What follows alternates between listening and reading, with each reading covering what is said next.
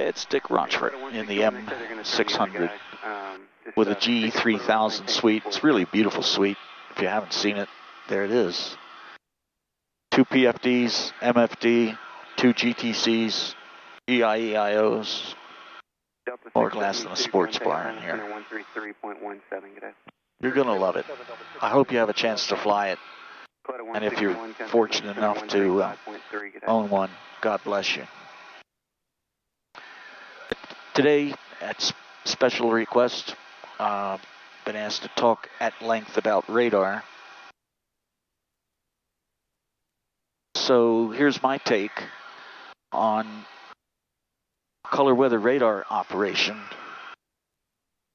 specifically in the PA46 aircraft. So to get to that product, what we're going to do is note that the light blue banner, which is the GTC1 product, is over the MFD. So now we can choose weather.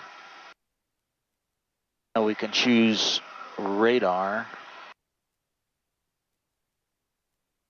settings.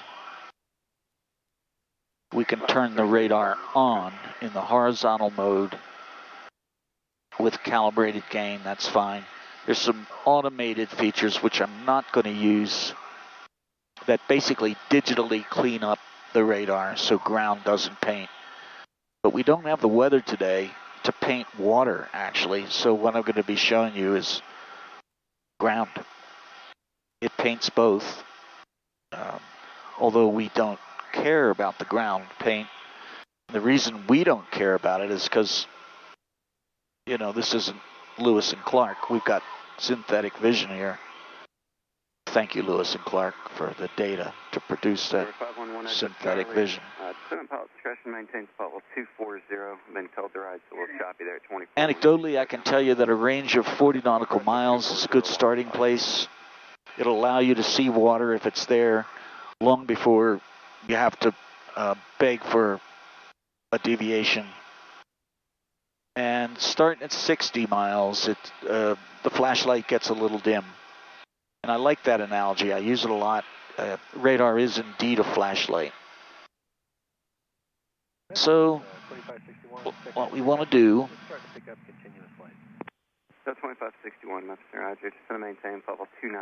is go to the radar range. I'm just going to show you quickly here what 60 looks like. And I haven't adjusted the tilt, so we've getting some ground out there. But 40 is the place we want to start, because if there were water there, it would be easier to identify it. Because much beyond 40, the energy of the radar begins to diminish. Now, I'm adjusting the tilt here with the joystick on the number 1 GTC. So I push it forward. 3317.755. And it tilts down.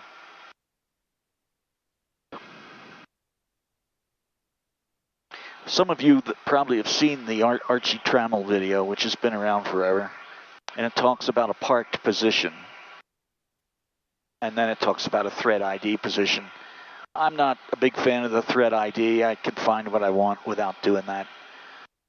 And my thinking is the less you fiddle, the better and quicker you'll get results. So without further ado, I'm just going to put the tilt. I really don't care what the number is, and neither should you.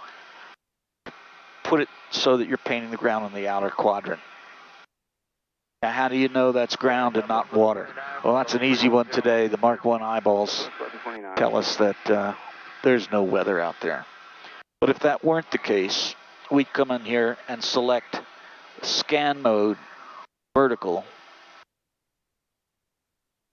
And then we would select a track associated with where we're flying relative to the lubber line. Remember now, the radar is bolted pointing at the lubber line when it's 0 degrees left. So if you want to paint the track that you're flying over, in this case, you'd have to add approximately 4 degrees right because that's where we're tracking. Visit 377. So come back here and click 4 right. And sure enough, 4 right is done again with the joystick here. And here's the legend for that, how to work that. And we see this paint here. And you'll note with interest, I note with interest, that the paint is symmetrical top to bottom. For you psychologists out there, it appears like a Rorschach ink blot. If you folded it through the middle axis, it would be the same top to bottom. That's all ground. And you, without some experimentation of your own, you're just going to have to accept that as a fact. Because I'm not a radar engineer. I know some of the fancy words, but you can tell there's no water out there today. And so that's what you're going to see if there's no water. Remember now, radar doesn't paint anything but water and ground, wet ground particularly. But we don't care about ground. We care about water that's falling from the sky. And we can adjudicate that best with radar. Let's go back to horizontal for a minute. Thank you. There we go. And now you're flying along, and it's night, or there's no way to really tell whether there's any embedded rain showers or thunderstorms. Thunderstorms are easy. We're going to talk about that in a minute. But basically, the avoidance of thunderstorms is to have data link and storm scope lightning turned on. Storm scope lightning is 186,000 miles per second. It's coming to the cockpit. Not just a good idea, it's the law. But that on your regular map on the MFD will tell you if any of the showers that are out there are lighting up. If they're lighting up, stay at least 25 miles away from anything producing lightning. If it's not producing lightning, radar is your huckleberry. We got some things looks like marching in here. What do you know? Let's see if we can paint that. So the first thing we want to do is go to bearing. November 37, November Sierra, Master Certified. And move that bearing pointer to cover that little bit of stuff there. And then go back to horizontal, or correction, vertical. 77, going to maintain level 240. Going to maintain 240, Delta 2777. Not really.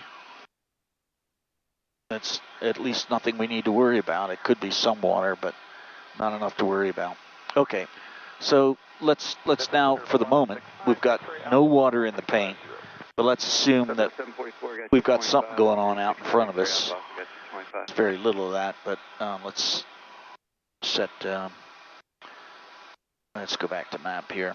Regular old map. So there's some rain down in the Gulf, down southwest of Deer Island, snow and rain up here in Missouri. In fact, we're on our way to Branson. This is a training flight. On our way to Branson, we changed our mind because the icing goes all the way down below 3,000 feet AGL, so, or MSL rather. So we're really not wanting to descend. And it was moderate or more, some SLD as well, so we're not going to challenge that. While we're on that topic, it's really an airframe topic, but it is visible moisture, so we're covering radar, so we should talk about it. Never intentionally encounter more than light ice on the SIP-FIP. Now, that's another valuable product that we have here on the radar. 124.92. So of all these products, this is one you should have on all the time. And if we set the altitude back down around 18, I know we'll see something. So this is light ice over here, moderate and light over here. We range out, we probably see some SLD. Let's try a different altitude. 15, there's some SLD, severe, moderate, and light. There's all of it. So, folks, you got to stay away from the dark and moderate blues. You got to stay away from the red SLD. And my rule is never intentionally encounter more than light ice. And I heartily encourage you to adopt that rule. What you'll find is it could save your life, and it definitely will disappoint you.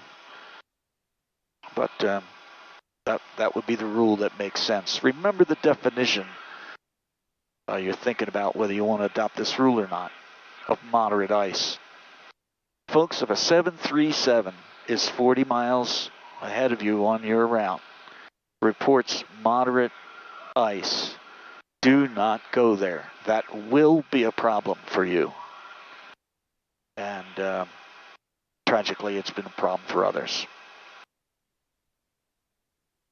Moderate ice is ice which requires constant use of the equipment. A 7.3 has bleed air in the wings, and if he's constantly using the equipment to keep the airplane clean, you haven't got a chance anyway, anyhow, of doing the same with a boot-equipped aircraft. Consider it. It's my fondest wish that you would do it that way. All right, it's back to radar. Once you've found water, then the important thing will be to